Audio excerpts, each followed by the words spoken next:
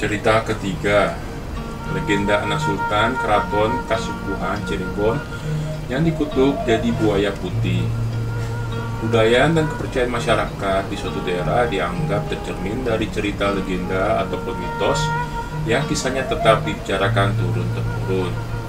Tak sedikit yang percaya pada mitos, tapi tak sedikit juga mereka yang menganggap mitos tak lebih dari simbol dan pesan perumpamaan sebagai pelajaran sekaligus pegangan dalam menjalani hidup.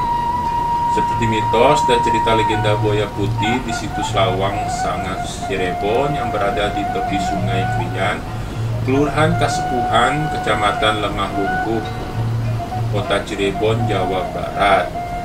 Lawang Sanga adalah bangunan yang dahulu merupakan pintu masuk utama ke dalam Keraton Pakungwati. Kini dikenal dengan nama Keraton Kasepuhan Cirebon. Buaya putih yang hidup di Sungai Krian itu diyakini sebagai penjaga situs Lawang Sanga. Lurah Keraton Kasepuhan Cirebon, Muhammad Maskun, menceritakan buaya putih yang hidup di Sungai Krian merupakan jelmaan salah seorang putra dari Sultan Sepuh I Syamsuddin Martawijaya. Buaya putih itu tak buas atau galak. Buaya tersebut merupakan anak dari Sultan Sepuh pertama yang dikutuk oleh Sultan, kata Maskun saat ditemui di Keraton Kasepuhan Cirebon kepada wartawan belum lama ini. Maskun mengatakan anak dari Sultan Syamsuddin yang dikutuk menjadi buaya putih memiliki nama Elang Angkawijaya. Dia menceritakan awal mula dikutuknya Elang Angkawijaya menjadi buaya putih. Elang Angkawijaya, lanjut dia, dikutuk lantaran tak nurut dengan Sultan Syamsuddin. Elang Angkawijaya ini memiliki kebiasaan kalau makan sambil tiduran, tengkurap gitu.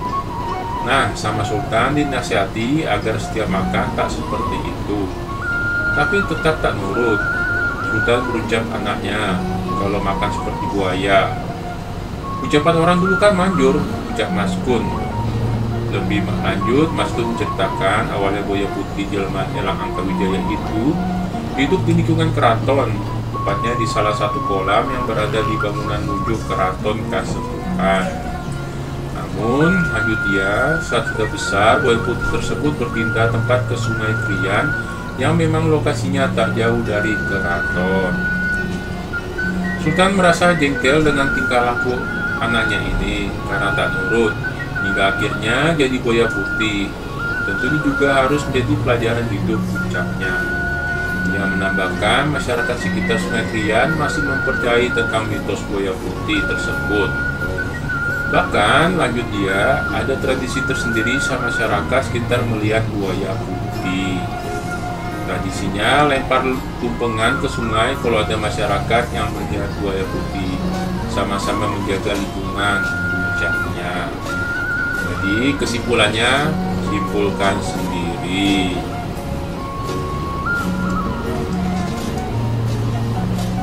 Cerita keempat, siluman wanita penculik bayi. Cerita rakyat Cirebon yang masyhur pada masa Sunan Gunung Jati. Cerita rakyat yang masyhur pada masa Sunan Gunung Jati adalah satu kisah tentang siluman penunggu Gua Dalem Palimanan. Cerita rakyat tentang siluman penculik bayi yang terjadi pada masa Sunan Gunung Jati ini menjadi cerita turun-temurun bagi masyarakat Cirebon. Satu kisah yang menggegerkan tentang penculikan bayi yang terjadi di Kenton Cirebon, hingga membuat murka Sunan Gunung Jati.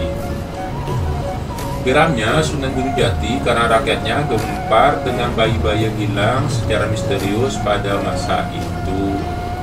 Bayi yang hilang rata-rata baru berumur 15 hari. Bayi ini akan hilang tanpa bekas, tanpa tahu siapa yang mengambilnya. Peristiwa ini menjadi sangat meresahkan seluruh penduduk Cirebon.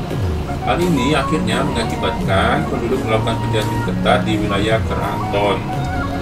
Penjagaan ketat yang dilakukan penduduk ini ternyata hanya sia-sia saja, karena penculikan masih terus terjadi.